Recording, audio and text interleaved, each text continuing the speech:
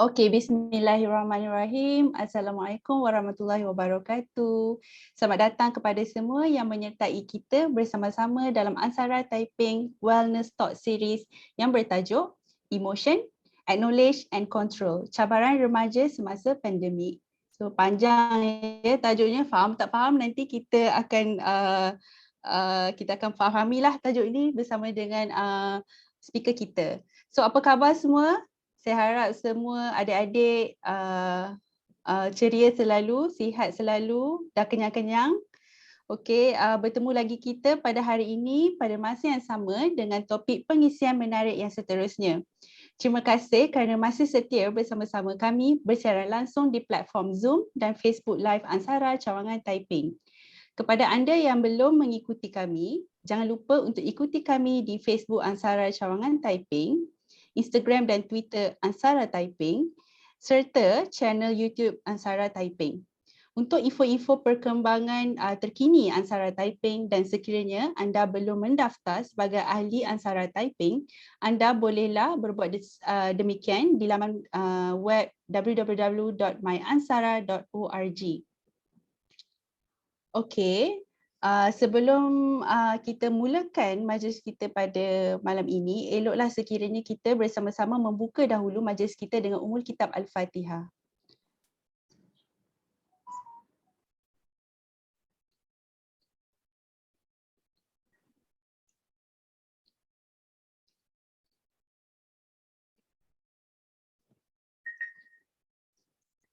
Amin, amin, ya Rabbal Alamin. Baiklah, untuk memulakan majlis, ingin saya mengucapkan ucapan ribuan terima kasih kepada rakan strategi Ansara Taiping, Unit Bimbingan dan Kaunseling MRSM Taiping, TNF Energy Sdn Berhad, Alka System Malaysia dan BG Capital Holdings. Tanpa melengahkan masa lagi, saya ingin untuk memperkenalkan kepada kita speaker kita pada malam ini, very special person, Dr. Hasniza Ahmad Shah, Batch SPM 93. Beliau merupakan General Practitioner dan Counselor di Klinik Al-Huda. Apa khabar Doktor? Oh, baik, Alhamdulillah. Terima kasih Aina. Okey. Alhamdulillah, thank you so much Doktor kerana sudi meluangkan masa bersama-sama dengan kami pada malam ini. Okey, tanpa melengahkan lagi masa, saya ingin menjemput Dr. Hasniza untuk mengambil alih sesi kita pada malam ini. Silakan Doktor. Okey. Ya, Assalamualaikum warahmatullahi semua. Semoga kita semua di dalam rahmatnya dan sihat-sihat sentiasa. Okey, saya nak share saya punya skrin dulu kejap ya.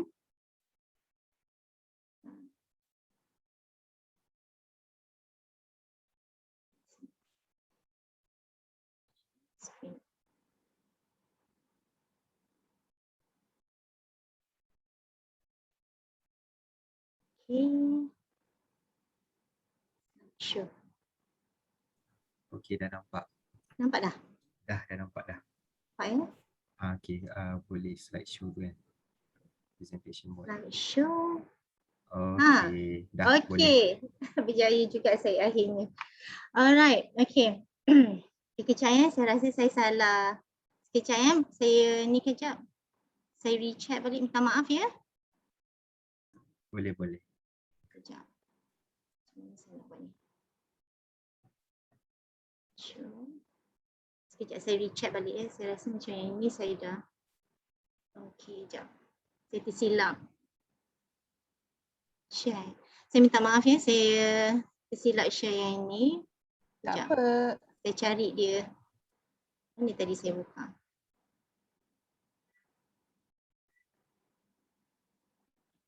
Tadi saya dah keluarkan, mana perginya?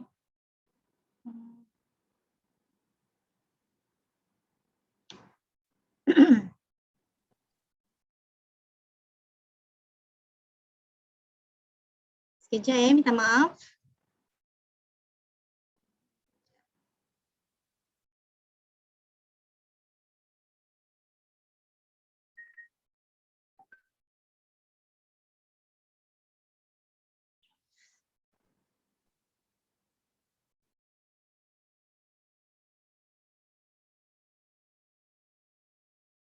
Okay, should do this one. Sekejap.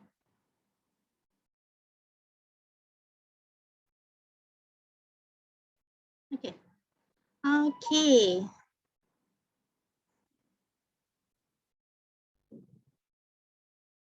Boleh nampak ke semua? Belum lagi. Belum lagi. Okay, okay, Mm-mm. sekejap. Macam mana?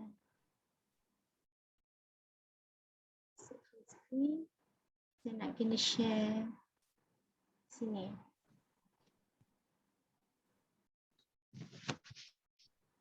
Minta maaf ya, orang lama buat ni memang terkial-kial sikit lah. It's okay, Doktor. Take your time.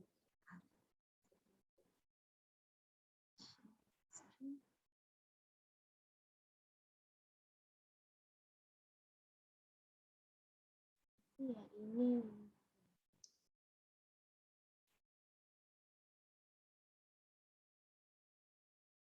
Sekejap ya, saya check. Okay. Alright. Okey, dah nampak. Okay. Nampak dah ya? Mm-mm. Alright. Okay. Sekejap, kita patah balik. Patah balik. Tak apalah, saya tak reti nak patah balik pun macam mana. Doktor tekan Okey, tak apa, ni okey. arrow kat dekat keyboard tu. Arrow kat keyboard. Keyboard. Doktor tekan atas ataupun sebelah kiri. Keyboard. Keyboard saya. Oh, okey, escape eh. Sekejap. Ini balik. Ini balik kan? Okay, alright. Okay, terima kasih kepada Aina, Cikgu Aisyah dan juga Tuan Baim kerana sudi menjemput saya untuk memberi topik, bercakap tentang topik emotion, acknowledge and control. Cabaran remaja semasa pandemik kita COVID-19 ya. Okay, alright. Okay, saya just perkenalkan diri saya sedikit. Nama saya Dr. Asniza Ahmad Shah, boleh panggil saya Dr. Niza. Saya ex-MRSM Typing, SPM tahun 1993. So kiranya you all ni macam anak lah kot ya. Sebab anak saya pun umur 16 tahun. Rasa macam dah tua lah pula ya rasa. Okay, dan saya selepas tu saya sambung belajar dalam bidang perubatan di Adelaide, Australia. Dan saya grad pada tahun 2003.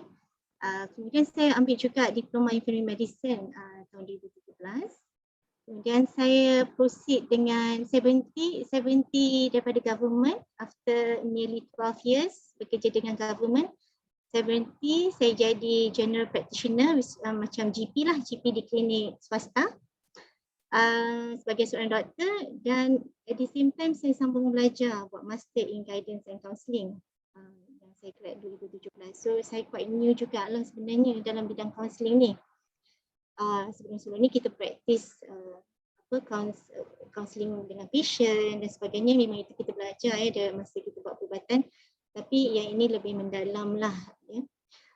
Kemudian at the same time sekarang ni saya agak aktif juga di dalam expressive art and play therapy, antara benda yang saya minat dan saya gunakan di dalam sesi-sesi counselling saya, dan nanti saya share apa benda yang kita boleh buat untuk untuk manage kita punya emotion ya. Alright. So basically kan, bila kita cakap pasal topik ni, first of all kita kena faham lah juga kan tentang apa maknanya kan, betul tak? Definisinya dan sebagainya. Dan sebelum tu kalau sesiapa nak tanya pun boleh tanya saya no problem je. Sebab kita kalau boleh nak interaktif pun boleh, no problem. Sebab malam ni santai-santai saja. Okay? Tak ada pressure, tak ada apa. Just borak-borak. Macam orang kata slumber night day atau slumber night time ke apa benda lah, tak kira lah kan. So kita just untuk kita berkongsi dan juga apa orang kata sharing ya. Okay, now going back to topik ni. So kalau without definition tu memang susah lah kita nak faham, betul tak? Dan untuk kita betul-betul memahaminya, kita perlu faham juga definisinya. So nanti saya akan go through definisinya, saya akan go through a bit of overview tentang isu-isu yang mungkin timbul sepanjang pandemik ni, dan strategi yang kita boleh buat untuk membantunya dan juga bit of summary ya, macam mana benda ni akan membantu kita in the future. Okay, banyak kan emotion. Alright, so memang banyak lah macam-macam rupa bentuk ni emoji cerita movie tu saya rasa you all tengok juga kot. Semasa kecil-kecil, anak saya kecil-kecil lah saya tengok cerita ni. Tetapi saya tak ingat sangat lah kot ceritanya, tapi pernah tengok So macam-macam rupa cantik je semua. Macam comel semuanya kan. So selalunya kita guna emoji ni dalam WhatsApp, dalam Facebook kan orang kata. Dan dia represent emotion. Lebih mudah untuk kita, kalau kita nak cakap dalam handphone tu, WhatsApp tu, selit-selit lah semua emoji-emoji ni, happy ke, kan. Kalau kita nak cakap apa good night, bye, lepas tu letaklah love semua dan sebagainya kan. So benda-benda ni kita selalu guna, kita kerap guna. Okay, now going through the definition So emotion ni basically a strong feeling yang derive daripada sesuatu event yang berlaku dalam hidup kita, relationship kita dengan orang lain. Okay? Dan dia basically dia perasaan yang timbul dari sesuatu perkara yang berlaku dalam di sekeliling kita. Tengok orang sakit, kita sedih. Okay? Tengok orang meraihkan hari bahagia mereka, kita pun happy kan, betul tak? Itu adalah perasaan yang keluar dan ada dalam diri kita. So itulah emotion, alright? So acknowledge ni pula ialah kita kena accept. Maksudnya kita kena acknowledge yang perasaan tu wujud. Perasaan ni bukan imaginasi ke, bukan benda yang tak wujud, dia wujud.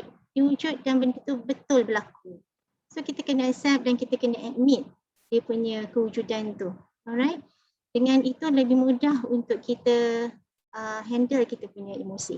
Alright. And of course kita need to be in control. Kalau kita tengok zaman sekarang ni kan orang selalu bagi apa orang kata bila sesuatu benda berlaku terus react, terus macam-macam cakap yang tidak-tidak kan orang kata. So benda tu macam jadi uncontrol, kita tak control benda tu. So to be a wise person kita kena belajar untuk control apa yang kita cakap, apa yang kita express. Alright. Kita be in charge of that emotion. Okay. Dan of course kita kena faham juga apa maknanya cabaran pandemik. Pandemik ni basically wabak lah yang berlaku seluruh dunia. Okay. Dan cabarannya of course lah kalau saya buat direct translation adalah kesukaran kan orang kata, challenges yang timbul. So basically dia punya ni kesukaran kita kejadian wabak besar-besaran lah Okay. Dan seluruh dunia menghadapinya, bukan Malaysia saja, seluruh dunia. Okay. Betapa hebatnya wabak yang kita lalui sekarang ni kan. Okay. Now emotion. Okay. So kita boleh brainstorm macam-macam emotion yang keluar ni macam-macam. So kalau kita tengok ni marah, sedih kan. Ni macam dah whatever lah kan. Kata dah tak larat dah kan. Yang ini santai pula, terover santai. Ini mungkin depressed Yang ni macam oh my god kan. Selalunya macam budak-budak kan, oh my god benda ni usannya, betul tak? Stresnya. Yang ini macam yang menggelabah gitu kan. So banyak tau sebenarnya. Ini dah marah. Okay. Macam-macam yang akan keluar. Ini macam tepuk dahi Selalu kita macam, saya selalu cari emoji. Macam mana nak tepuk dahi kalau bagi dalam ni, dalam WhatsApp tak ada. Dan kalau yang WhatsApp ni dia orang So macam-macam. Macam-macam ni nak termuntah dah. So bila dalam keadaan ni macam-macam So ini blur lah. Kalau saya dulu orang panggil saya lalok. Sebab saya memang blur. Kalau masih kat universiti memang orang panggil dia ni lalok dia ni memang blur lah. Sebab itulah saya, karakter saya. Saya memang blur sikit. Okay, so ni numb, tak ada perasaan. Yang numbness ni pun sebenarnya bahaya. Dia bukannya numb tu bagus. Numb tu lebih bahaya daripada kita express kalau kita jenis yang ekspresif ini pun ada So feeling shitty lah, macam-macam lah orang cakap So macam-macam sedih dan sebagainya. Happy pun ada bosan dan sebagainya Okay. Emotion kita ni basically dia berubah-ubah dalam sehari tu pagi tu rasa macam ni, rasa lousy, lepas tu rasa okay, lepas tu rasa happy, lepas tu rasa stresnya, rasa malasnya, rasa tak laratnya kan, betul tak? So benda tu boleh berubah-ubah dalam masa yang sekejap pun. So jangan terkejut lah kalau kenapa ya tiba-tiba rasa macam ni, tiba-tiba rasa macam ni, within one day tu dah macam-macam emosi keluar, betul tak? Sebab kita ni, hidup kita ni being surrounded by a lot of people, macam-macam keadaan yang berlaku dan benda tu boleh berubah-ubah dalam perkawalannya. Okay, now issues during pandemic banyak isunya. Ini antara yang saya terfikir lah, saya rasa you all pun tahu, mungkin nanti ada yang boleh add, boleh fikirkan juga apa yang kita boleh add dalam benda ni. So environment. Dalam keadaan COVID, kita terperangkap, tak boleh nak keluar takut. Kena duduk rumah. Daripada boleh pergi sekolah, kena duduk rumah. Dari rasa, pergi masuk asrama sebab supaya boleh fokus. Tapi end up kita duduk rumah. Betul tak? Macam anak-anak saya yang asrama lah. Diorang pergi asrama tu supaya diorang boleh fokus. Tiba-tiba end upnya duduk rumah juga kan orang katakan. Lepas tu dia punya suasana berbeza. Tak ada cikgu dalam komputer, dalam skrin. Lepas tu kita pun boleh orang kata on off. Cikgu tak nampak kita pun tak nampak cikgu kadang-kadang ya. So benda tu interaksinya berbeza, tak sama. Lepas tu kita perlu fokus. Susah sebenarnya nak fokus bila dalam keadaan macam ni. Dan sebab dia banyak faktor. Contohlah bising, lepas tu internet down dan sebagainya. Memang susah nak fokus. Dan di waktu ni kita kena be responsible of ourselves lah basically. Masa ni lah menguji kita, are we being responsible ke tidak? Betul tak? Lepas tu not conducive. Bantal sebelah komputer, betul tak? Tengah time kelas, lepas tu ada bantal. Mana best? Bantal ke, katil ke? Menghadap cikgu, betul tak? So benda tu pun orang kata menguji kita dan suasana ada setengah tu yang tiada kemampuan, rumah crowded, kena share dengan adik-beradik. So benda-benda macam tu kita tak boleh nak susah untuk sebenarnya kita nak fokus ya. Okay, expectation. Basically kan expectation ni kalau tanpa COVID pun, tanpa pandemik ni pun dah wujud, dah ada. So usually expectation yang saya akan selalu cakap ialah expectation pada diri sendiri. Kita punya own expectation. Macam untuk setengah orang, I want to perform, I want to excel. Okay, so dia ada letak expectation pada diri dia. So benda tu pun akan terganggu juga bila dalam keadaan pandemik ni. Jadi dia tak boleh nak perform. Cikgu tak boleh nampak pun apa yang dia dah buat ke, benda-benda macam tu. Lepas tu cikgu pun ada expectation dia. Kita pun ada expectation pada cikgu. Kita harapkan cikgu boleh berinteraksi dengan kita. Tapi cikgu pun ada limitation dia. Okay. Dan kadang-kadang susah kita nak bercommunicate melalui bila keadaan dalam keadaan macam ni. Okay. Dengan parents pun ada expectation dia dan kita pun ada expectation pada parents. Okay, kadang-kadang benda ni jadi konflik tanpa kita sedar. Kita rasa parents kita macam ni, tapi sebenarnya parents kita macam ni. Okay, so banyak salah tanggap berlaku kat situ, banyak macam masing-masing memendam rasa sebab kita ada expectation yang kita rasa dan kita rasa orang tu pun ada expectation pada kita. Alright, so yang terbaik adalah bercommunicate. Itu yang penting. Okay. Now, family. Of course lah, bila dah duduk rumah ni, kerja rumah, kena buat juga. Kan mak ayah expect kita buat kerja rumah.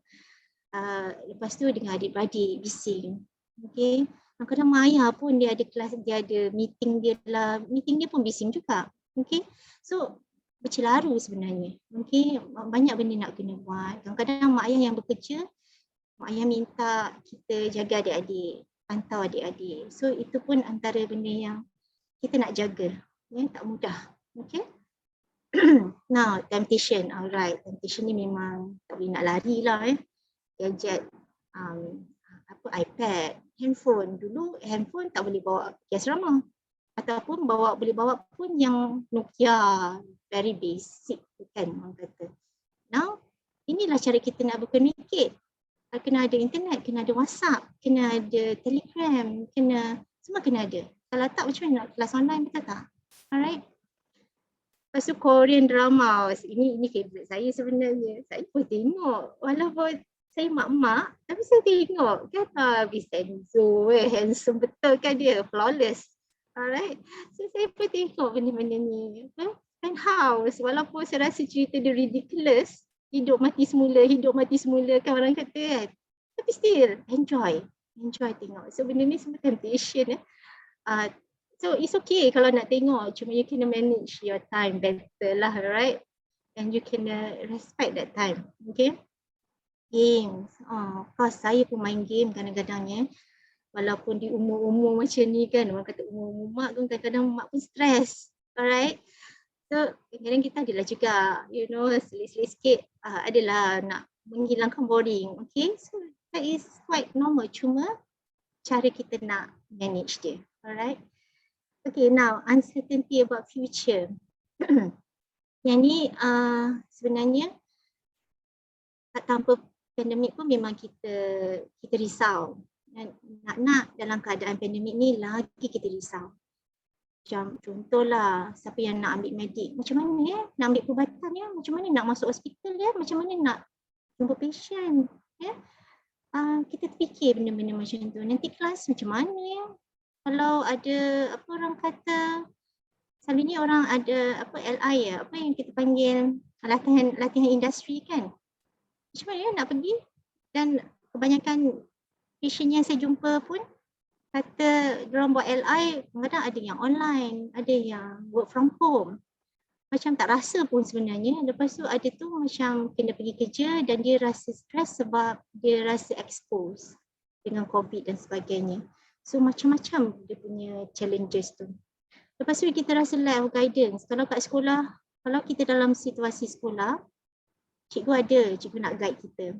Kita boleh tanya cikgu apa profession yang mungkin kita boleh ceburi, dan cikgu pun boleh nampak ciri-ciri kita ke arah mana kita boleh minta bantuan di sudut tu. In terms of relationship pun ya, very uncertain. Tak tahu macam mana, entahlah, kompleks kan benda ni sebenarnya. Okay, now COVID scare ni, sekarang ni kita dah kena ada new normalcy ni, lumrah baru, cara baru berkomunikasi, cara baru berjumpa orang, macam-macam Kalau jumpa pun sekarang macam pakai powder je semua, nampak mata je. So kalau saya pakai makeup tu, touch up mata cukup lah. Tak payah pakai lipstick kan orang kata. Sebab yang nampak mata je. Alright. So macam-macam. So benda ni ada juga di kalangan kita yang ada family members yang kena COVID. So benda tu bila kita duduk di rumah nak study pun pening. Nak study pun risau. Pun ada mak ayah yang sakit ataupun saudara mara kita yang tak sihat dan dijangkiti COVID dan sebagainya. Ada yang kehilangan family members dan sebagainya. So benda-benda macam ni banyak memang akan mengganggu kita, mengganggu emosi kita dan ketakutan kita dengan COVID. Macam bila nak masuk sekolah ni dah, orang kata tak tahu sampai bila. Okay. Now, bila dalam keadaan macam ni, kalau kita tengok gambar ni kan, banyak kot dalam kepala dia. Yang positif pun ada, yang negatif pun ada, bercelaru, semua ada.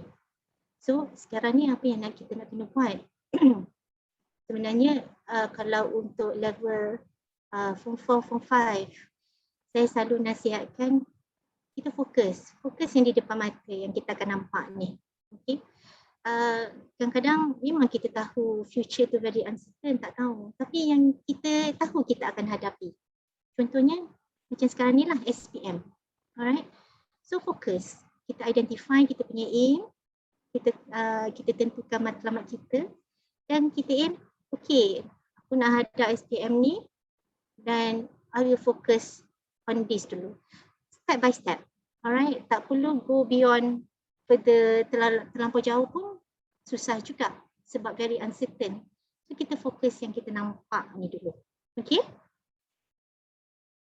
Alright. So where do I start? Okay.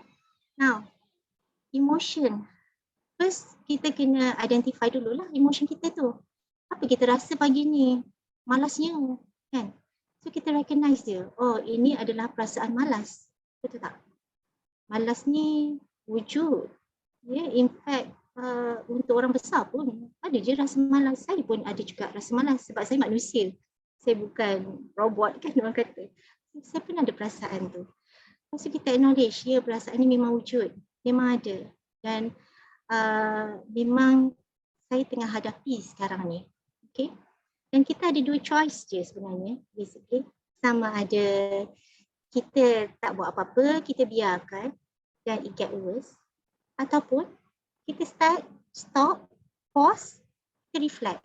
Reflect ni umpama muhasabah diri. Okay, kita duduk diam, fikir. Saya selalu buat macam tu tau sebenarnya dalam hidup saya. Bila saya dalam keadaan yang terlampau terbuntu sangat, saya akan duduk diam-diam. Apa aku nak buat? Apa perasaan ni yang aku perlu, macam mana aku nak handle dia? Alright? Okay. So, what you need to do to be in control? Again, yang tadi saya kata tadi, pause. You pause, berhenti. Then you start think, muhasabah balik, tengok balik. Apa dia, apa benda emosi ni? Emosi ni keadaannya macam mana? Apa yang aku perlu buat? Lepas tu kita re-evaluate. Kalau aku layan, apa jadi? Kalau aku biarkan, apa jadi? Kalau maknanya adakah aku perlu buat sesuatu? Adakah benda ni akan membawa kepada sesuatu yang lebih teruk? Ataupun okey je untuk aku biarkan? Kita kena re-evaluate. Ataupun aku perlu tidur ke sekejap untuk melegakan dia? Ataupun aku perlu buat apa-apa ke? So kita re-evaluate. Berbaloi tak? Kita biarkan ataupun kita perlu buat sesuatu. Alright? Lepas tu kita start with the planning. Planning ni. Alright? So kita plan apa nak buat dengan emosi ni. Okay, emosi ni memang ada, memang wujud. Tengah malas, tengah geram, tengah marah. So macam mana kita nak atasi dia? Macam mana kita kena ada plan, kita kena ada apa orang kata, apa yang boleh membantu untuk mengurangkan rasa marah ni. Contohnya lah marah macam mana aku nak kurangkan rasa marah ni? Aku perlu mandi ke? Aku perlu solat? Aku perlu zikir, aku perlu ngaji? Ataupun aku nak pergi makan aiskrim lah kejap? Alright? Macam kadang-kadang saya nak rasa geram lah marah ni. Jom pergi beli tea life. Kan? Kadang-kadang. So, apa saja untuk membantu. Alright? So, kita buat. Dengan doa yang ianya berkurangan. Sekurang-kurangnya untuk melegakan keadaan tu. Alright? Dan selepas itu, barulah kita boleh berfikir dengan lebih waras. Ya? Daripada kita terus react, dia akan menjadi react tanpa berfikir, dia akan menjadi sesuatu yang lebih negatif. Okay? Alright. So basically kan, dalam keadaan COVID, dalam keadaan pandemik ni, yang dalam keadaan kita kena belajar di rumah, kita kena adapt. Tak nak kena adapt. No choice sebenarnya. Tak ada choice lain selain daripada kita adapt. Alright. So kita learn macam mana nak cope dengan keadaan ni. Alright. Dan kita cari pertolongan tu. Bila kita rasa dah tak termampu lah, dah rasa tepu lah, dah rasa jam otak ni, dah tak boleh fikir, rasa macam nak meletup kepala, kan? Masa tu kita kena fikir, biar aku sampai meletup ke ataupun aku cari pertolongan. Dan kita kena cari balik momentum. Contohnya macam you nak menghadapi SPM kan, kena cari balik. Macam mana nak cari balik momentum tu macam mana nak increasekan balik mood tu nak belajar, nak fokus balik dalam pelajaran. Macam mana nak orang kata masuk kelas online dan buat kerja dan untuk faham macam mana apa pelajaran tu untuk fokus balik. Alright, so kena cari balik momentum tu. Buatlah apa saja untuk carikan momentum tu. Basically kan you are not alone. Semua orang hadapi. In fact mak ayah kita pun hadapi benda yang sama. Mak ayah kita yang bekerja kan, In fact, mak ayah yang tidak bekerja pun, dia hadapi benda yang sama sebab semua anak-anak kat rumah. Dengan suami-suami pun kat rumah, semua gadget-gadget kat rumah, semua segala benda kat rumah. Alright. So ruang untuk dia rehat pun tiada sebenarnya. So semua orang hadapi perkara yang sama bila kita dalam keadaan pandemik ni. Okay. So kita tak seorang diri lah sebenarnya. Okay, contoh yang selalu bagi contohlah stres. Saya selalu cakap kat patient, klien, kita tak boleh delete pun stres ni. Stres ni wujud. Stres ni akan sentiasa ada. Dan kadang-kadang dia bertambah, kadang-kadang dia statik, kadang-kadang menurun, kadang-kadang most of the time bertambah. Okay, dia takkan pergi pun, takkan hilang pun, tak boleh hembus pun. Alright. Tapi kan sebenarnya kita boleh manage je dia. Alright. Dan itu je caranya yang kita kena buat. Kita kena manage, kita kena belajar untuk manage dia. Cara nak manage dia termasuklah sharing, talking, accept, understanding, faham tentang dia. Lepas tu kita embrace sebab benda tu wujud. Benda tu memang, stres ni memang ada. Setiap orang ada stres. Okay. Memang tak logik lah kalau orang tu kata dia tak ada stres. Sebab stres wujud. Walau dalam keadaan apa pun. Alright. Dan saya punya prof dulu pernah cerita lah. Dia kata, kita ni umpama belon. Tiup. Tiup tu umpama stres lah yang masuk dalam belon tu. Sentiasa tiup. Kalau kita tak release kat bawah, maknanya yang kat hujung ni kan, kita tak release, lama-lama dia akan extend kan, dia akan membesar, betul tak? Dan kalau kita terus tiup tanpa releasekan kat bawah ni, apa akan jadi? Okay. So, kebubung, letup terus kan, betul tak? Pecah. Kan? Jadi memang perlu sangat untuk kita releasekan kat bawah ni. Caranya buat bercakap. Kalau rasa tak nak bercakap, tulis. Kalau tak nak, apa saja yang boleh membantu kita untuk reducekan keadaan tu. Alright. Okay. Okay. So basically kan by Lou Holtz ni, saya tak adalah kenal dia tau, tapi saya pick up dekat dalam one of the wisdom inilah kata-kata. Life is 10% what happens to you and 90% how you respond to it. Okay. So basically kan, banyak benda berlaku dalam hidup kita. Tapi kan cara kita respon tu yang sebenarnya akan mempengaruhi segala benda. Okay. Dan kita boleh mengubah dia pun. Walaupun dalam keadaan difficult macam mana pun, susah macam mana pun. Tapi kalau cara respon kita adalah betul dan yang terbaik, insyaAllah dia akan jadi sesuatu yang lebih positif berbanding negatif. Okay. Dan kadang-kadang life experience ni yang akan mendidik jiwa kita, akan mengajar kita, akan menjadikan kita lebih strong dan lebih resilient dalam menghadapi apa jua cabaran dalam hidup. Okay. Alright. Okay, tips. So saya tak bolehlah nak go through each one of that. Kalau tak memang duduk lama lah kita kat sini pun berjela-jela, betul tak? Tapi tak apa, kita go through simple-simple je, ya, yang mana yang kita boleh. Alright. So main thing sebagai student, sebagai form 4, form 5, mana-mana student pun lah, in fact kalau adult pun, untuk saya sendiri pun, selalunya apa yang saya buat, saya akan refocus. Kalau saya rasa saya dah melencong merata-rata, dah macam lost, saya akan duduk diam-diam, saya akan reflect, saya akan buat muhasabah diri tu balik. Apa aku nak buat apa aku nak capai? Apa aku nak aim sebenarnya? So saya akan refocus balik dan saya akan start replanning. Kadang planning ni berubah-ubah tau. Kadang kita dah plan cara ni. Tiba-tiba besok lusa, alamak ada benda jadi, kita tukar. Kita kena tukar plan kita. So that is okay. Yeah? Tak perlu rigid pun. Life is, nothing is rigid about life kan? Betul tak? So life kita ni akan berubah-ubah pun. So planning kita pun ada masanya perlu diubah. Perlu di touch up sana sini. Betul tak? Okay. So tips kedua pula.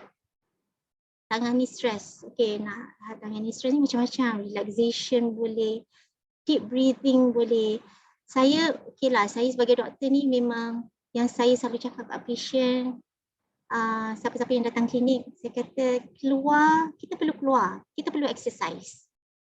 Okay, nak exercise, make sure you be safe. Alright, pakailah face shield, keliling kawasan perumahan. Masa orang ramai jangan keluar. Janganlah pergi membawang ke apa ke, join group, memborak-borak ke apa kan. Kita just jalan, ambil udara ataupun depan rumah pun tak apa. In fact macam untuk saya pun kadang-kadang pernahlah buat barbecue bawah porch tempat letak kereta tu kan. Buat barbecue kat situ sebab rasa nak ubah keadaan tu. Dah rasa overwhelmed dengan duduk rumah ni, dah rasa tepu. So nak kena keluar. Makan kat luar. Dekat tempat garden ke apa ke kan. Tapi exercise tu perlu, kita kena stretch out, kita kena buat aktiviti, tapi make sure you are safe. Alright, make sure kita tak join crowded places, benda-benda macam tu. So exercise ni boleh dibenarkan. Okay, now tip nombor 3, positive thinking. Okay, learn from mistakes dan sebagainya. Okay, positive thinking ni is very good, tapi over pun tak bagus. Alright, kita kena balance. Alright, terlampau positif sampai jadi macam tak logik pun macam dah jadi ridiculous, betul tak? Sebab tu saya kata tadi, kita kena accept there are certain things yang berlaku is beyond our control, tapi mungkin ada hikmahnya, mungkin kita tak nampak lagi sekarang kan, tapi kita belajar. Kita belajar daripada ujian tu, kita belajar macam mana nak handle. Dan walaupun kita tak dapat apa yang kita nak, contohlah kita aim for this tapi kita tak dapat kan, tapi mungkin Allah nak bagi rezeki tanggung benda lain pula kan, betul tak? So itulah cara positifnya, bersangka baik dengan Allah kan orang kata. Sebab rezeki ni tak sama semua orang, lain rezeki dia. Okay? Okay, now problem solving. Okay lah, kena belajar lah cara nak problem solve. Again, this one goes back to planning, good planning, cara berfikir. Kadang-kadang kalau dah buntu sangat, of course, tanyalah sesiapa. Discuss dengan kawan-kawan, macam mana nak buat, you know. Minta opinion cikgu, parents, ya. Sesiapa yang you trust. Okay. Okay, number 5, never give up. And doa yang berterusan. Sebab sebenarnya kan in the end of the day, doa itulah yang penting. Sebab segala yang datang tu daripada Allah kan, yang mencipta kita ni. So sebenarnya dia lah yang akan bagi dan dia yang akan decide apa yang terbaik. Kadang-kadang yang kita rasa terbaik tapi kita tak dapat, tak semestinya masa itu terbaik untuk kita, betul tak? Kan? Mungkin yang terbaik untuk kita tak sama macam yang terbaik untuk orang lain. Alright, itu yang kadang-kadang konsep redha, kita dah usaha, tawakal dan kemudian kita kena redha. Masa ni lah benda ni penting dalam kehidupan kita, kena redha. Tapi usaha jangan ditinggalkan, janganlah redha tanpa usaha kan, itu dah jadi lain. Okay, so usaha, tawakal dan redha lepas tu. Alright, whatever comes, itu yang terbaik.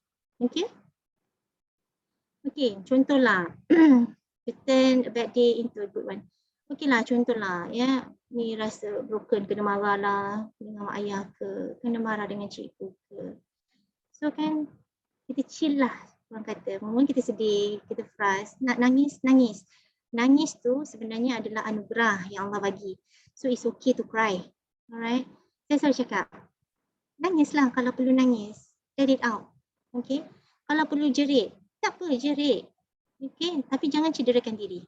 Jangan pukul apa orang kata pintu ke, dinding ke sampai cedera ke, that is pointless orang kata. Alright. So kalau you perlu relief, you nak marah, you nak apa orang kata, nak releasekan rasa sedih tu dengan nangislah, ya. Tapi jangan berpanjangan. Give it time. Contoh, okay, I'm going to cry for half an hour. Lepas tu I want to bangun balik. Saya nak bangun balik. Saya nak teruskan perjuangan ni. Alright. Lepas tu kita chill. Kita learn from the mistake. Kita tengok apa, mungkin kesannya kita lebih kuat. Kita lebih tahu nak handle diri kita. Ya, itulah cara kita nak control emosi kita, ya. So ada setengah orang rasa lousy, tak faham apa benda online kelas, cikgu cakap merepek lah, tak tahu faham. Benda lah cikgu ni cakap, kan? Macam tak boleh masuk dah kepala.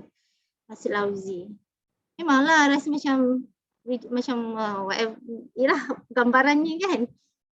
Tapi kan it's okay. Senang dia end of the world lagi. Betul tak? Lepas ni kita buka balik, study balik, cuba balik baca, cuba balik faham, contact cikgu balik, tanya cikgu balik. Okay? Betul tak? So it's not the end of the world pun. Alright, tak faham subjek, tak boleh jawab soalan, it's okay. Alright. Sebab bila kita tak tahu jawab tu lah, kita akan belajar. Bila kita buat silap tu lah, kita akan belajar. Dan kita akan belajar lebih banyak. Alright, berbanding orang yang smooth ride, sentiasa perform. Sekali dia jatuh nanti lagi susah. Okay. So baiklah kita ni tersadung-sadung. Tapi kita tahu, lepas ni kita tahulah macam mana nak elak tersadung tu. Kita lebih bijak. Okay? Alright. So basically kan how you handle your emotion will affect your attitude. Okay, cara kita melihat dunia, cara kita melihat future kita, cara kita handle dan di masa akan datang pun sebenarnya bila sebenarnya kan saya selalu cakap lah untuk siapa-siapa yang dulu ada UPSR kan. Saya kata UPSR ni is just a step. Hanyalah ujian yang pertama yang kita akan tempuh in terms of exam lah. Lepas tu kita berjaya lalui, wow, you know, you should give yourself a pat on the shoulder lah orang kata. Kalau siapa yang dah melalui UPSR tu, syabas lah ya, bagi saya. Lepas tu you go through PT3. Sekarang dah tak ada kan PT3. Okay, that is another ujian. Okay. Lepas tu SPM yang you all akan hadapi ni. Alright. So ini pun adalah sebahagian daripada ujian. Sebenarnya kan segala yang kita lalui, semua exam in life ni, di masa akan datang, ujian dalam kehidupan kita adalah lebih banyak. Dan kadang-kadang unthinkable pun ada. Alright, ada orang yang diuji dengan macam-macam ujian kan. So benda-benda ni lah sebenarnya adalah latihan untuk kita. So nak hadapi SPM ni is a latihan. Macam mana kita nak handle emosi kita, macam mana kita nak handle ujian yang datang, macam mana kita nak handle ni. Dan insyaAllah di masa akan datang ianya lebih mudah. Lebih mudah untuk kita nak lalui kehidupan kita yang penuh pancaroba ni. Okay. Habis sudah. Okay. So dia ada boleh tanya-tanya ke? Tak ada tanya-tanya. Sebab ni ini boleh ada yang boleh bertanya ke? So ada sesiapa yang nak tanya. Okay, sebelum tu kan saya nak share lah sebab saya memang buat art dengan play. So saya memang kadang-kadang saya guna sand tray, kadang-kadang saya guna drawing ialah colouring dan sebagainya. So kadang-kadang bila kita stress, apa yang saya cakap dengan saya punya patient ke klien kan, boleh je you all nak guna mandala ni, pernah tengok tak? Nampak tak? Nampak ke? Macam mana ya? Nampak? Tu. Nampak ke? Nampak kan? Mandala. Alright. This is mandala. Dia kan kalau dalam sistem dia ada kita panggil secret garden. So boleh je download daripada internet. Kalau kita stress, ada setengah orang sesuai. Kalau untuk saya tak buat. Sebabnya saya rasa lagi stress bila saya mengala. So untuk setengah orang cara dia nak releasekan stress, dia colour. Okay, dia buatlah semua ni colour supaya macam have a break lah orang kata. Have a break from belajar. Bila dah tepu, dah tak boleh belajar, have a break. Buatlah something else. Exercise ke, you buat colouring ke. So antara contoh yang mana lagi sekejap contoh yang macam ni. Ini yang saya punya. Mana nampak tak? Nampak? Ni. Nampak So kita boleh je buat mana-mana drawing ya, nak expresskan sebenarnya macam umpama kita transfer kita punya rasa marah, geram, sakit hati dalam drawing. Drawing tu tak perlu cantik pun, suka hati kita lah nak draw apa kan, betul tak? Lepas tu kalau you rasa you nak koyak, you dah geram, you dah luar dalam tu, you rasa macam umpama you dah transfer dalam colouring tu, you nak buang, you nak koyak pun, it's okay. Sebab itu adalah hak kita nak buat. So itu antara cara yang kita boleh buat untuk nak release. Yeah? So memang kalau saya buat sesi counselling, kadang-kadang saya memang ada sesi buat, kadang-kadang saya buat game, main apa tu yang card apa namanya? Family apa? Uno lah, you know, benda-benda macam tu. Kadang-kadang saya buat drawing. Yeah? So benda-benda macam tu. Kadang-kadang itu cara kita nak luah perasaan kita yang tak terluah. Okay? Alright. Okay, so ada yang nak tanya ke apa ke macam mana? Okay, terima kasih Dr. Hasniza atas perkongsian sangat menarik pada malam ini. Saya rasa kepada adik-adik semua, saya rasa malam ni topik yang sangat diperlukan oleh pelajar-pelajar SPM kita, sebab sekarang ni saya tengok cabaran masa pandemik untuk pelajar SPM ni lebih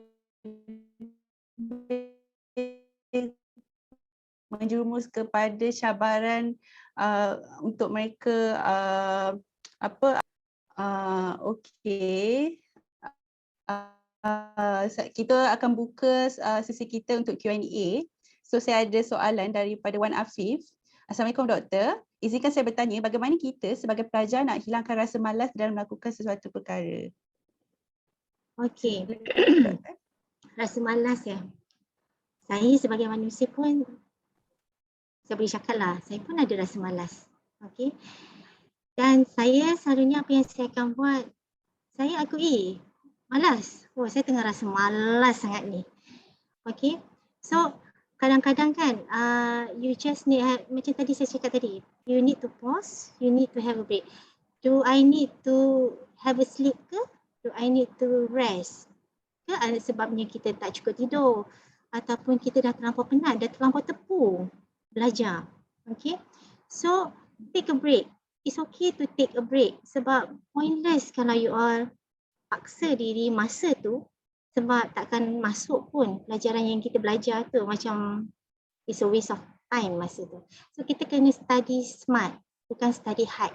Okay, so kalau you rasa nak hilangkan rasa malas ni, kalau ikut orang ya, ada setengah orang dia perlu berjogging, buatlah. Okay, ada setengah orang dia kena mandi kot. Ya, dia, ataupun setengah orang, okay, I want to sleep for 1 hour, itu yang saya selalu buat lah. Okay, I'm going to sleep for 1 hour and then I want to wake up and restart. Okay, saya tak akan biarkan rasa malas tu berterusan. Saya tak akan layan pun. Tapi saya akan bagi dia dia punya own time for malas tu. So saya akan bagi 1 hour, saya akan tidur dan saya akan kata kat diri saya, I'm going to restart.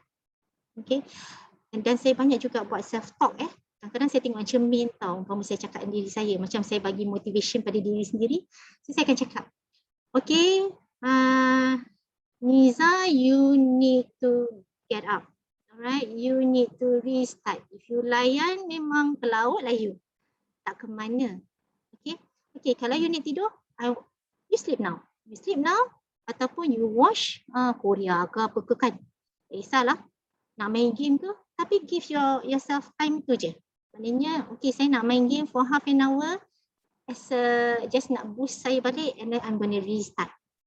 Alright, so itu yang saya selalu buat sebenarnya dalam untuk diri sendirilah ya. Okay, sometimes you can join in with kawan-kawan ya. Kadang-kadang discussion with kawan-kawan pun membantu rasa malas ni, sebab kadang-kadang ada kawan-kawan yang excited, so dia punya vibe tu pun kita akan dapat ya. Tak adalah kita ni terikut-ikut, sebab kadang-kadang bila ada apa orang kata study group, malas tak malas kena join. So hendak you buatlah juga sebenarnya, and then you lawan benda tu. Okay, Saya harap benda tu membantulah. Ya. Kok siapa-siapa yang ada idea lain pun boleh share. Alright. Itu so far itu yang saya buat. Terima kasih doktor. Saya pun nak share satu cara saya lah sebab saya pun ada penyakit malas juga sebenarnya. Ya, kita semua ada kan? Betul tak? Saya rasa kita kena identify dulu kenapa kita malas. Sebab saya selalu selalu jugalah dulu procrastinate everything. Every task yang saya ada tu saya macam banyak tangguhkan. So to the point that when everything else like macam dah bertimbun-timbun dah makin tinggi, you actually you try to, you tak tahu dah nak start kat mana, and towards the end already you takkan buat pun, takkan start pun because of that. Jadi sebab itulah you sebenarnya bukan malas tapi you ada because of the work tu dah terlalu banyak, you dah tak boleh nak start. Itulah yang jadi, you takkan boleh start pun macam tu. So apa-apa pun jangan tangguh, do it one thing at a time, and then jangan bertangguh itulah. Itu the key untuk saya lah, and I think Wan Afi pun boleh try. Okay? Dia kadang-kadang dia rasa next soalan. Rasa overwhelm tu tau sebenarnya. Rasa overwhelm yang teramat sangat kan. So, and then nanti kita stress kan. Ya. Lepas tu kan, so kita learn. Bila kita dah overwhelm, hasil daripada perbuatan kita sendiri lah orang kata kan. Okay, lepas ni replan. Maknanya buat mana yang mudah dulu, yang boleh settle cepat. Lepas tu you start planning balik. Kena plan balik. Okay? Betul. Okay, next soalan kita daripada Alif Danish Zah. Assalamualaikum doktor, selamat malam. Saya ada satu soalan. Ada kawan saya yang selalu cakap kat saya dia nak berubah, nak berhijrah. Tapi ibu dan ayahnya tak menyokong dia dan selalu sebar aib dan keburukan dia ke orang ramai. So ni memang tak okey lah ni. Sekarang rakan saya depresi dan ada sekali beliau kata aku nak mati. Ada tak perkara yang saya boleh lakukan untuk tingkatkan semangat rakan saya semula? Okey, yang terbaik rakan tu lebih baik dia berjumpa dengan kaunselor. Ya, kaunselor ke tak kira lah yang orang yang bertauliah lah yang boleh bantu dia. Sebab kadang-kadang bila kita buat sesi kaunseling, kita bukan takat jumpa pelajar tu saja. Kita akan jumpa mak ayah. Dan kadang-kadang kita nak explore jugalah apa puncanya dan sebagainya.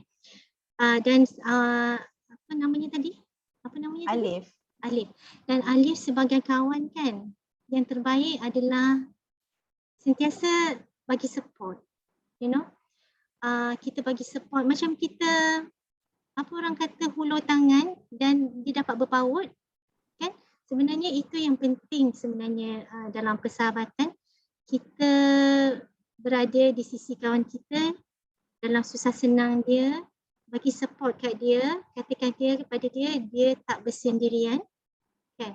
Dan kita sentiasa ada dengan dia dan ajak dia jumpa dengan kaunselor ya. Boleh je. Kadang-kadang kalau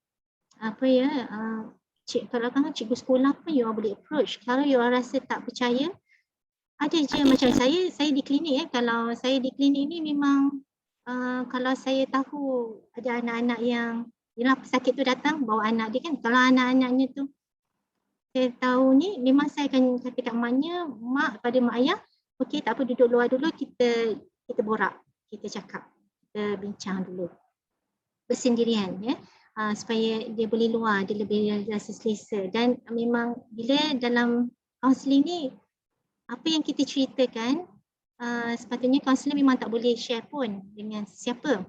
Melainkan dengan permission. Melainkan kalau kita cuba nak cederakan diri, nak bunuh diri. Dan untuk kawan Alif tu memang kena jumpa seseorang. Sebab kalau dia dah rasa sampai nak cederakan diri, nak bunuh diri, itu bahaya ya. So Alif kena nasihatkan dia. Sebabnya benda ni boleh dibantu. Bukannya tak boleh dibantu. Okay? Alright. Okay, thank you Alif, thank you doktor. Okay, next soalan daripada ini nama samaran dia lah kot, Dr. Mahathir. Saya selalu buat sketch buat situasi orang macam mana, boleh ke? Buat apa macam mana? Dia cakap saya selalu buat sketch, lukisan, buat situasi orang macam mana. Boleh ke? Boleh, apa salahnya? Boleh ke? Itu talented tu namanya. Okey.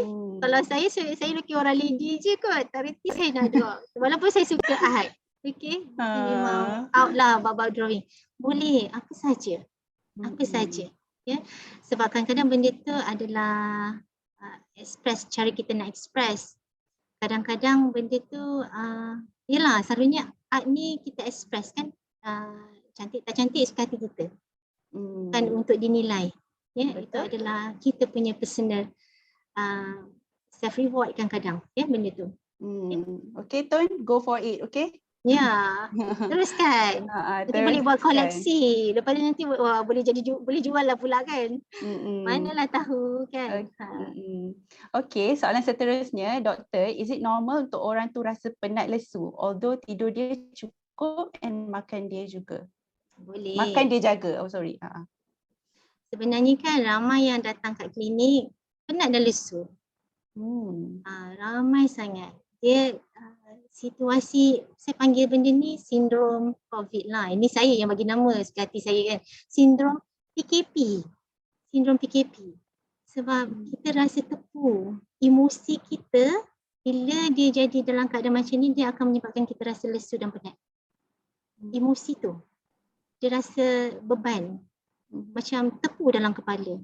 Tak boleh nak, tak ada cara nak, kita rasa macam stuck. Tak boleh nak keluar. Nak pergi jalan pun tak boleh, nak pergi ni pun tak boleh. Dan benda tu boleh berlaku. Okay, itu sebahagian daripada simptom dia. Terima kasih doktor. Okay, next soalan. I have a question for the family issues during pandemic. The best way to solve it is by communication. But sometimes when communicate, it gets worse. What should the person do? Okay. Right, in terms of communication kan, sometimes you need to know with whom you communicate with. Right, kadang-kadang you have to recognize this person boleh tak terima cara you berkomunikate. Kadang-kadang cara kita berkomunikate orang salah faham. Alright, so dia kan macam untuk saya sebab saya dah lama kan dalam sebenarnya dalam counselling masa saya buat perubatan pun kita dah buat kan. So kadang-kadang kita boleh agak, okay kalau orang ni, kalau kita cakap macam ni dia akan lagi lebih jauh daripada kita. Kalau kita cakap macam ni dia akan lebih dekat dengan kita dan lebih mudah untuk dia faham. Ada orang boleh terima, ada orang tak boleh terima. Dan kadang-kadang cara kita tu orang tak boleh terima ataupun kata-kata yang keluar daripada mulut kita tu orang tak boleh terima. Alright, walaupun kita tujuan kita, niat kita ikhlas dan jujur, orang katakan tak semua orang boleh terima. So in terms of communication ni kadang-kadang you kena reassess balik lah, tengok balik apa benda yang kita nak sampaikan. Kalau kita rasa macam contoh saya bagi contoh lah, kadang-kadang banyak isunya dengan mak ayah. Mak ayah kita rasa macam tak faham kita, ataupun kalau kita cakap pun lagi dia berbalah, lagi dia marah kita ke apa ke kan. Kadang kita kena faham mak ayah pun dia ada stres dia tersendiri.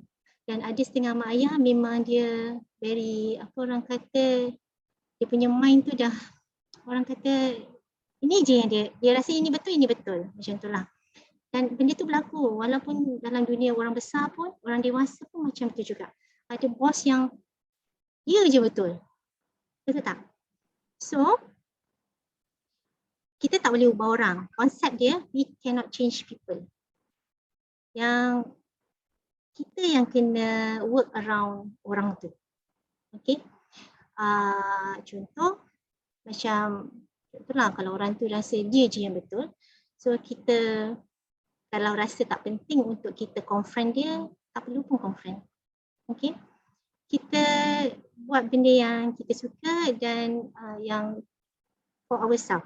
Okay? Untuk fokusnya lebih untuk kita lah. Dia kadang-kadang kena bergantung pada isu. Kalau saya nak jawab soalan tu kan, dia kadang-kadang kena tengok pada isu tu dan dengan siapa nak cakap tu. So kadang-kadang ada mak ayah yang bila rigid sangat ni, bila saya buat sesi kaunseling dengan mak ayah pula, ada je mak ayah yang okey, boleh terima. Kadang-kadang perlu orang lain yang bercakap perlu orang lain yang sampaikan hasrat hati anak tu. Okey.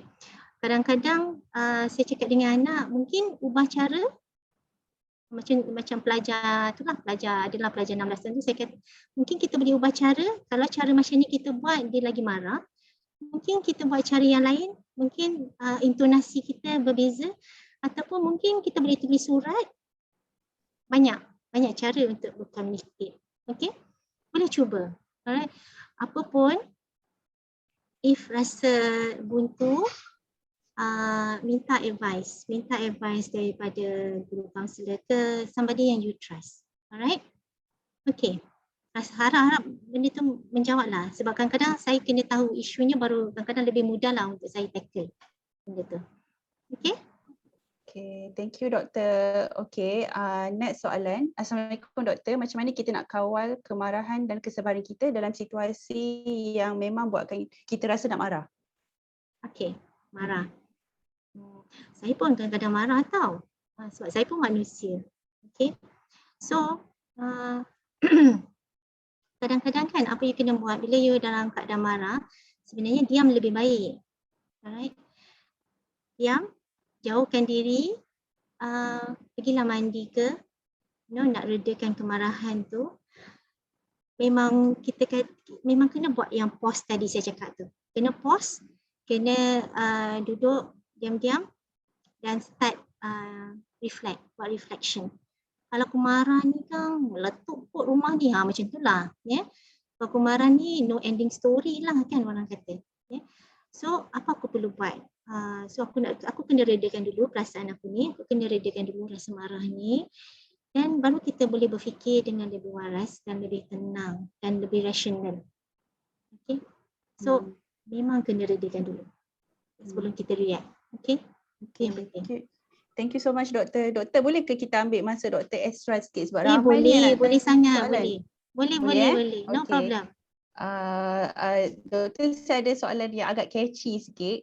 Kerja sekolah tertanggung, salah pengurusan masa pelajar atau salah terlalu banyak tugasan yang diberikan oleh guru sehingga nak siapkan dalam satu hari tu pun tak habis-habis lagi. Okay, itu kena tanya kot ramai-ramai kot kawan-kawan yang lain macam mana handle tu. Ada kawan yang dah habis ke belum kan? Kadang-kadang kita kena buat comparison juga. Sebelum kita nak meletakkan salah pada mana-mana pihak, betul tak? Kan? Need to be fair, betul tak? Memang saya ada sebab cikgu ni lain-lain orang, lain-lain subjek. So cikgu yang bagi subjek ni homework, dia tak tahu cikgu lain bagi homework banyak mana, betul tak? So cikgu pun ialah clueless lah sebenarnya. Kadang dia tak bagikan, budak-budak tak belajar. Itu konsep seorang cikgu.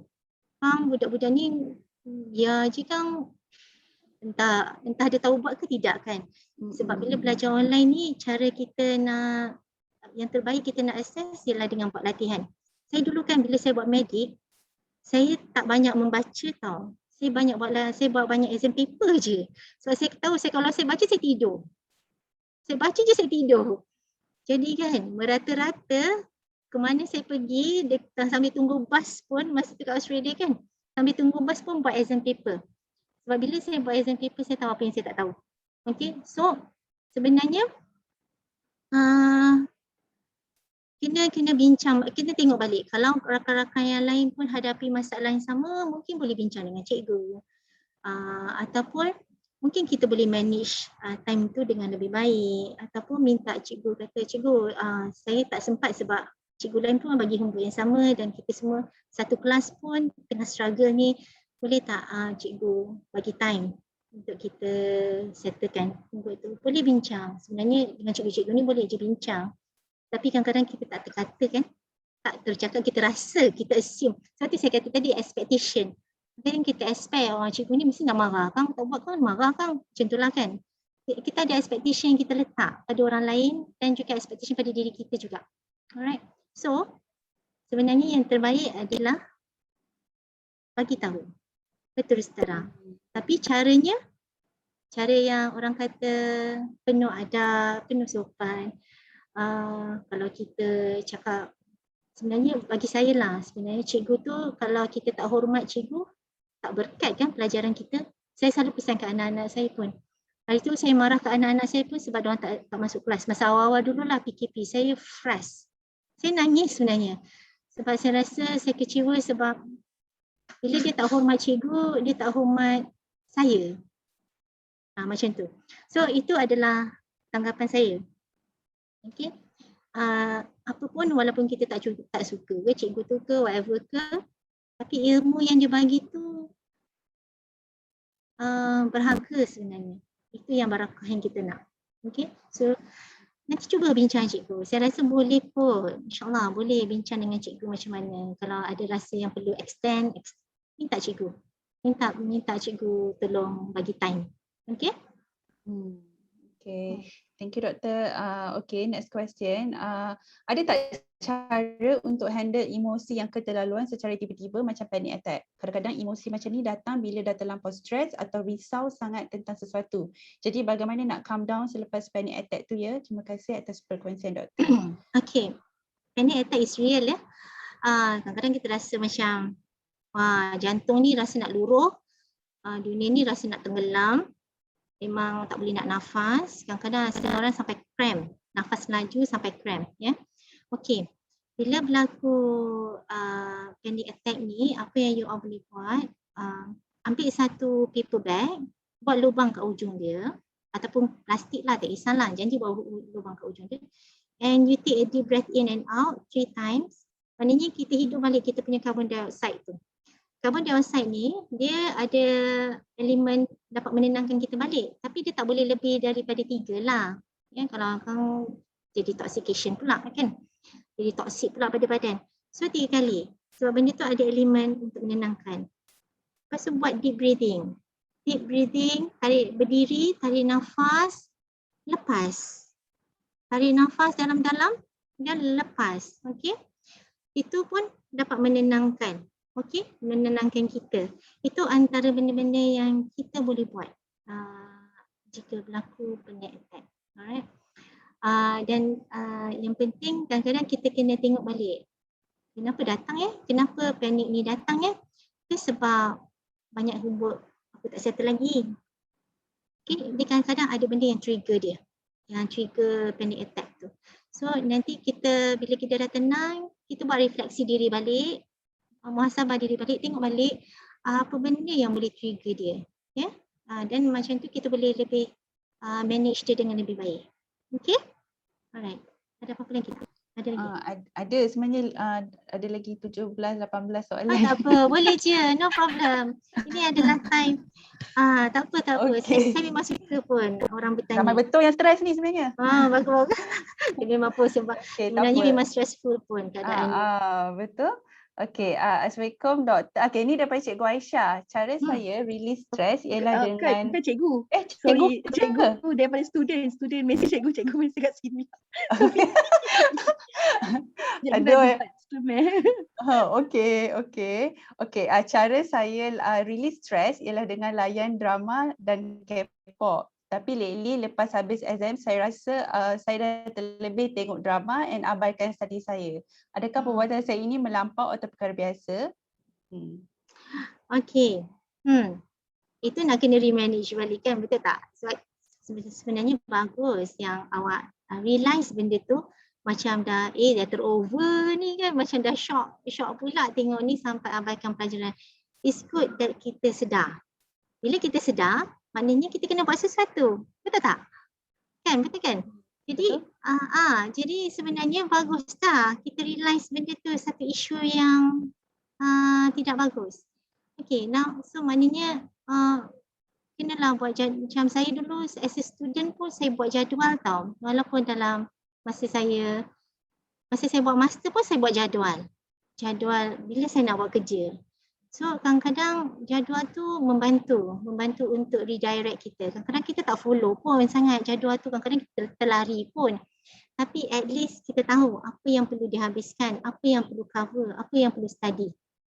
Untuk waktu tersebut lah, waktu yang maknanya kita ada time frame di kita. Contohlah minggu ni aku kena habiskan subjek ni. By who or by who kena habiskan. So bila kita ada time frame macam tu, kita lebih direktif dan jadikan yang K-pop ke, Korean movie ke, sebahagian daripada reward. Instead of jadikan benda tu rutin, jadikan dia, okay, kalau aku habiskan benda ni, baru aku dapat reward ni. Tapi kena ada kawal diri yang kuat lah. Selalunya kawal diri tu yang ke laut tu kan, kadang-kadang kan. Masalah untuk saya kadang-kadang kan. Tapi again, reflect balik apa kesannya. Siapa yang rugi? Kan? Siapa yang susah nanti? Okay? So selalu buat reflection tu. Okay? That is good. Dah realise benda tu. Very excellent ya. Siapa yang tak realise tu lagi payah. Okay? Alright. Okay, thank you Doktor. Next question. Sebagai manusia, mustahil kita tak ada masalah keluarga langsung. Tapi macam mana kita nak cerita masalah keluarga kepada someone, but at the same time kita tak percayakan siapa-siapa. Plus, kita sendiri pun malu untuk menceritakan masalah itu kerana kita rasa bersalah untuk menceritakan keaiban keluarga. Itu soalannya. Okay, sebenarnya isu keluarga ni memang biasa doktor jumpa, memang biasa doktor dengar. Dan kadang-kadang kita rasa patutkah aku cerita? Macam aku ni cerita keaiban keluarga ke, buruk-burukkan keluarga ke, sedangkan ini mak ayah kita, kan perasaan tu timbul. Tapi ada kalanya perlu ada keperluan untuk bercerita tu, untuk sebabnya kan pandangan bila orang mendengar, orang akan nampak sisi dari sudut sisi lain. Kita akan tengok dari sudut sisi depan. Orang lain bila dia dengar kadang-kadang dia tengok daripada sisi tepi, sisi belakang, sisi atas. Ya? Jadi kan boleh bercerita. Tapi kena pilih. Bukan sebarangan orang. Kita kena pilih orang yang kita tahu dapat menyimpan rahsia. Contohnya macam guru kaunselor boleh. Kan? Dan kita yakin guru kaunselor kita tidak akan jaja cerita kita ke, sebab benda tu kalau kita salah cerita memang akan membawa kepada perkara yang lebih teruk. Okay? Tapi untuk kita hadapinya, kadang-kadang memang kena ada keperluan untuk bercerita supaya kita nampak dari sudut sisi lain tentang apa yang berlaku. Kadang mak ayah ni pun dia ada problem dia tersendiri. Kadang dia tak tunjukkan anak-anak tapi anak-anak dapat tempias. Okay? Itu yang kadang-kadang semua perlukan support. Tapi siapa yang jumpa kaunselor tu, itulah kita punya klien, itulah yang kita akan bagi support macam mana dia nak handle, macam mana dia nak tackle isu tu. Bukan dia nak ubah mak ayah dia, tapi macam mana dia nak hadapi keadaan tu dengan lebih bijaksana. Okay? So okey je untuk ni, tapi kena pilih orang. Jangan cerita sebarangan, jangan cerita social media jangan. Okey? Cerita pada orang yang betul. Okey? Okey, terima kasih Doktor.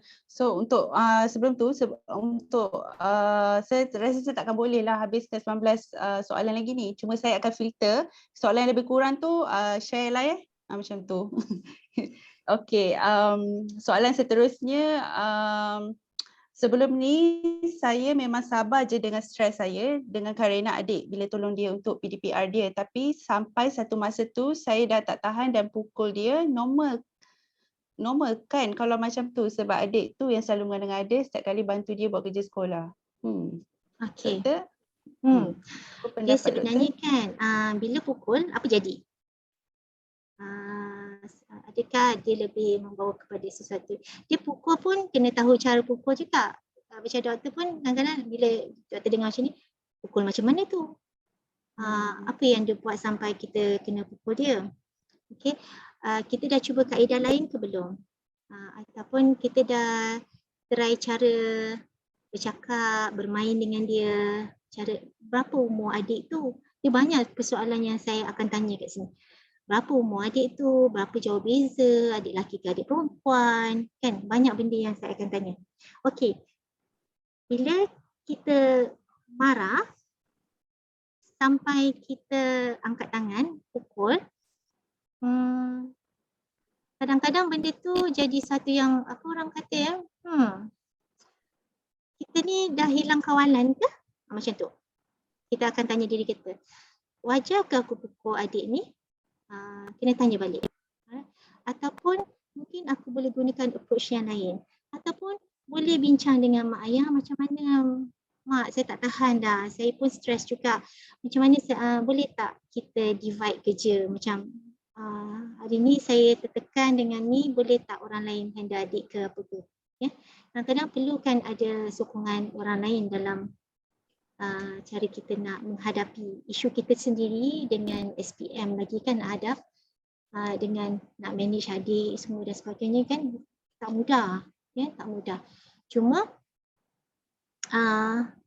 kena tengok balik, berbaloi tak kita pukul adik tu, dia berubah ke kalau kita pukul pun, ya? Kadang-kadang kena tengok balik, benda tu kaedah yang efektif ke, ya? Kena tanya balik. Ataupun adik akan ulang je benda yang sama, tak sampai pun.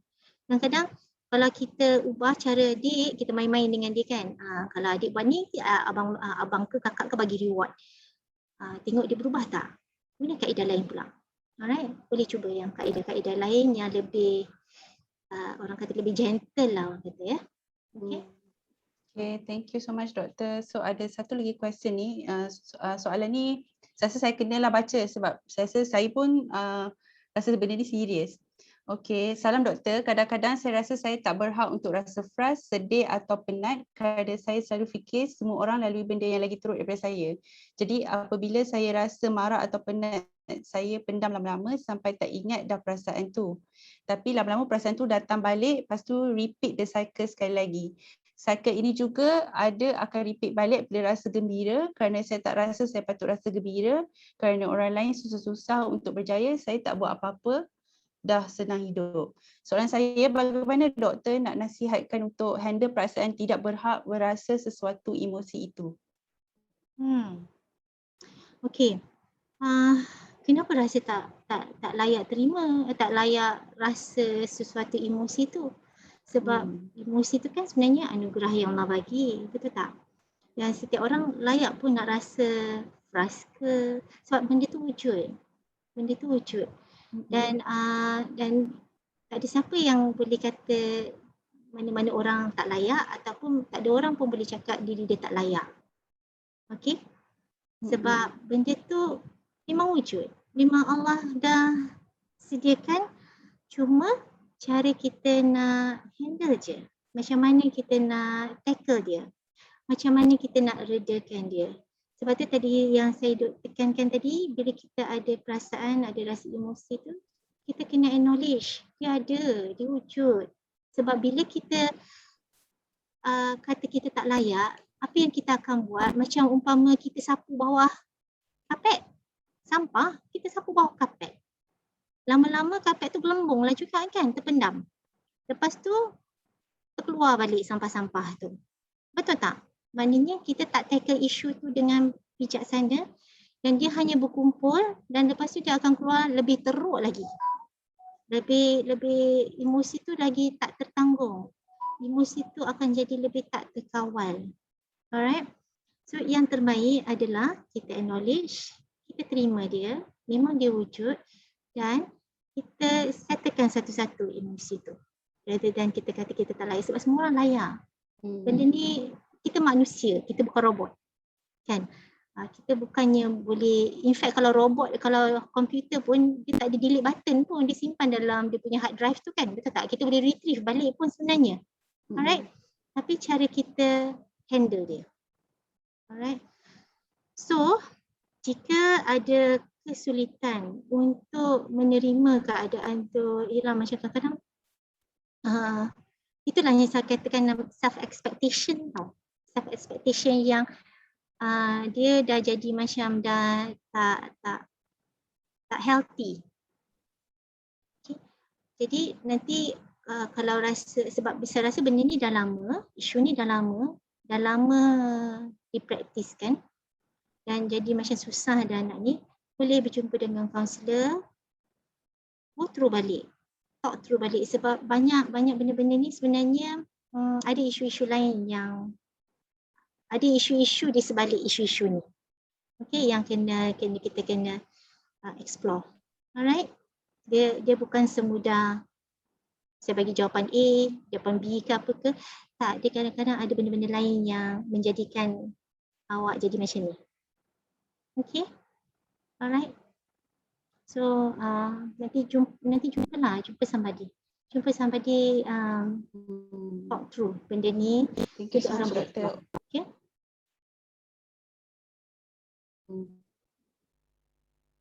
By 10:30, jadi saya akan baca lagi 2 soalan terakhir.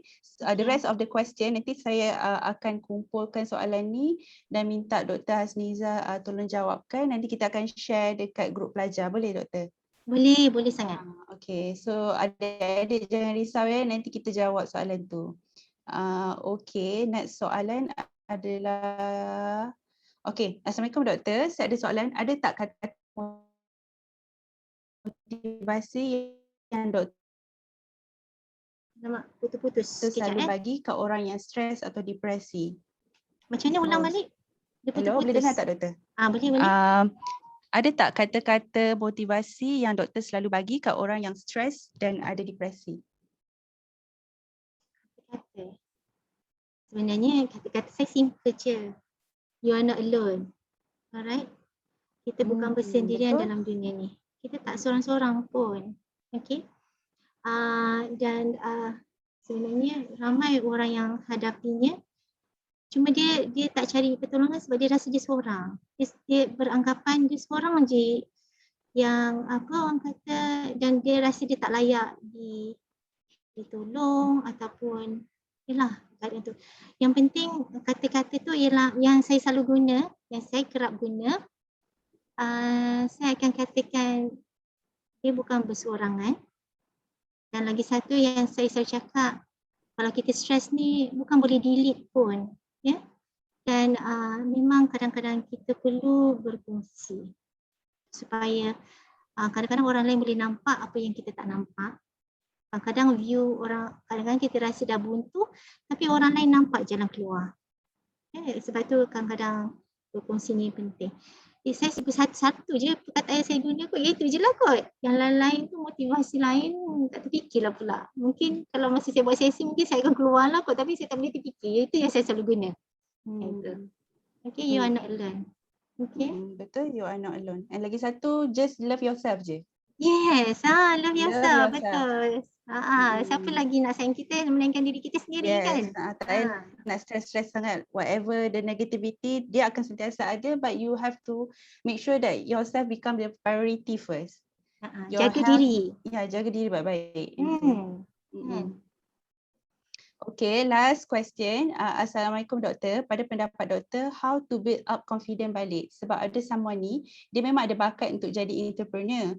Tapi sebab past dia yang kurang baik, orang judge dia dan dia down. So how to build it back? Maybe dari segi orang yang pandang dia buruk and so on. Okay, satu yang saya selalu cakap kan, mulut orang ni macam tempayan. Betul tak? Betul. Kita tak boleh tutup pun, dia akan cakap. Kita buat baik pun dia akan cakap, kita tak buat baik pun dia akan cakap. Kan, betul tak?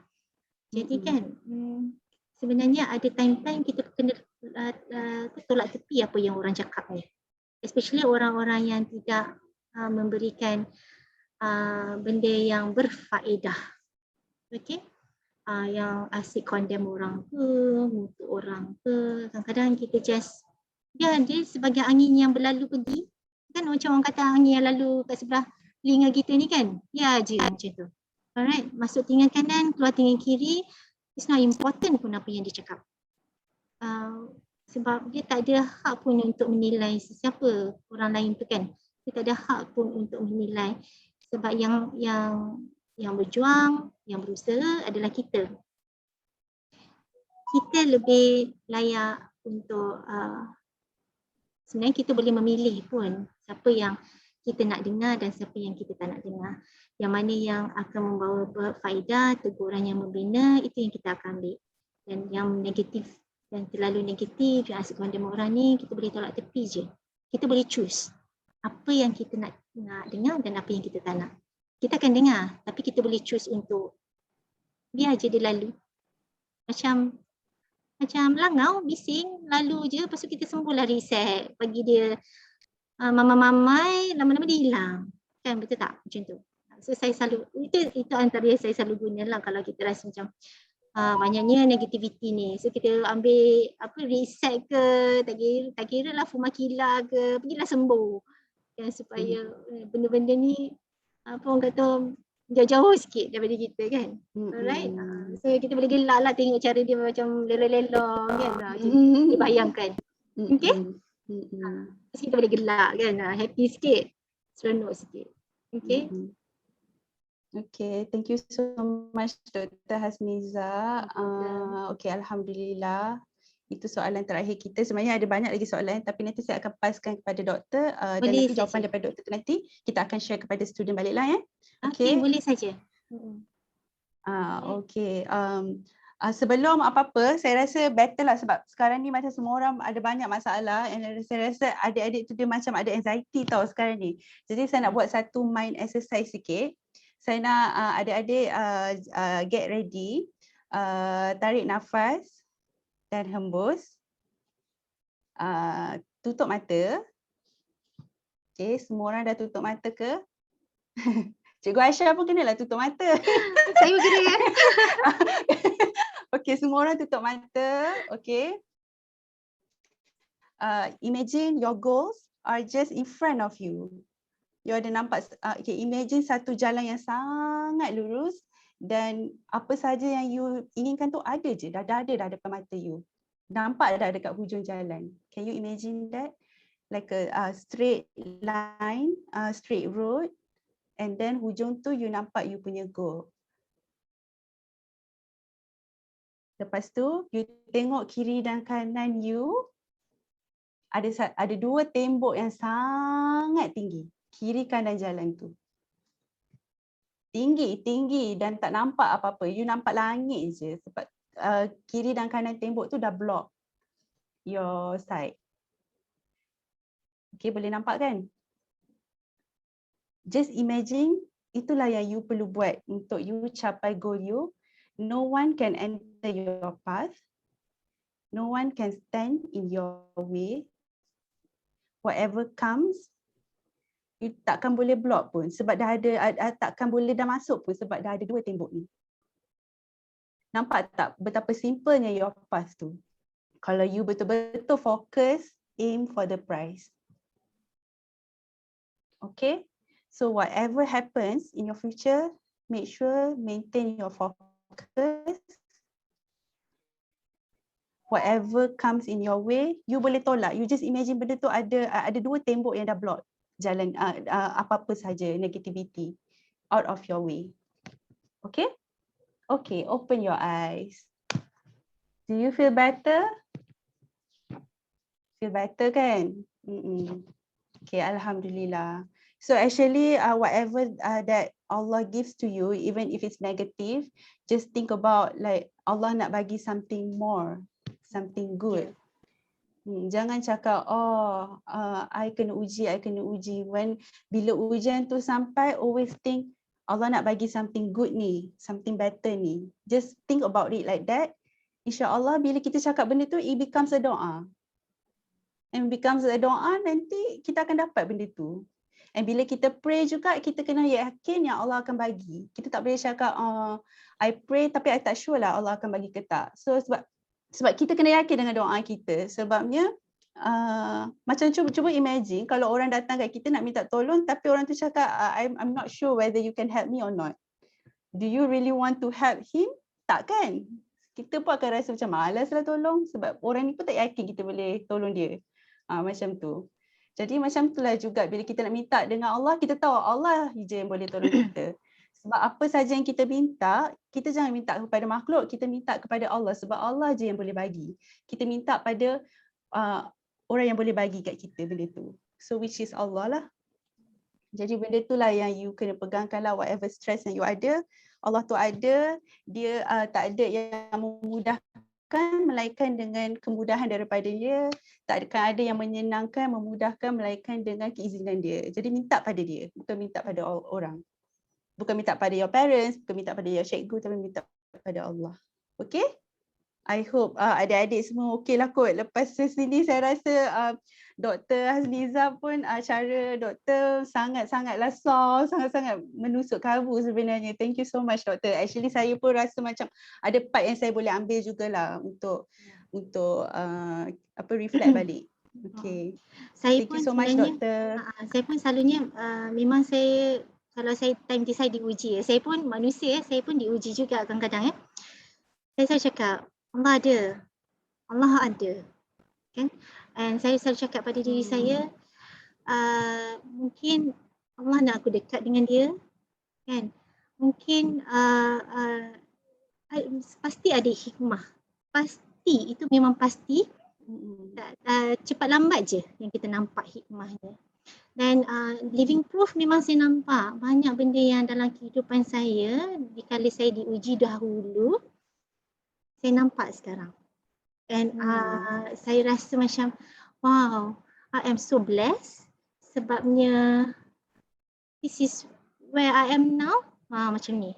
Ya, macam sebab tu saya, orang kata saya boleh jadi lebih sensitif dan lebih cuba untuk memahami rather than jadi doktor yang lebih garang. Macam tu kan, ramai je doktor-doktor yang garang kan. Sakit apa? Apa masalah? Nak bagi ubat. Macam tu je kan. Tapi Alhamdulillah sebenarnya dia banyak mendidik jiwa saya juga sebenarnya. So banyak hikmahnya. Selalu cakap Allah ada. Allah ada dan apa yang berlaku ada hikmahnya. Alright? Betul. Dan kita tak boleh expect hikmah tu datang esok. Tak boleh. Kadang-kadang benda tu few years after that baru kita boleh nampak, oh itulah hikmahnya. Macam tu. Ya, betul. Okay, thank you so much. Okay, tidak dilupakan. Okay, bagi untuk menamatkan sesi ini, saya ingin mengucapkan sekali lagi terima kasih kepada Dr. Hasniza atas perkongsian dan ilmu yang diberikan.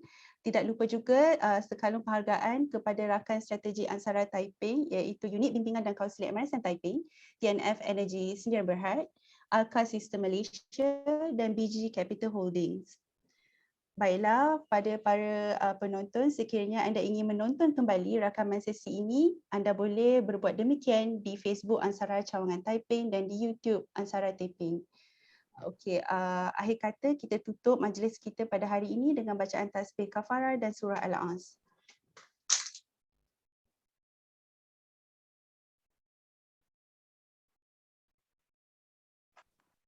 Okey, sekian, terima kasih semua.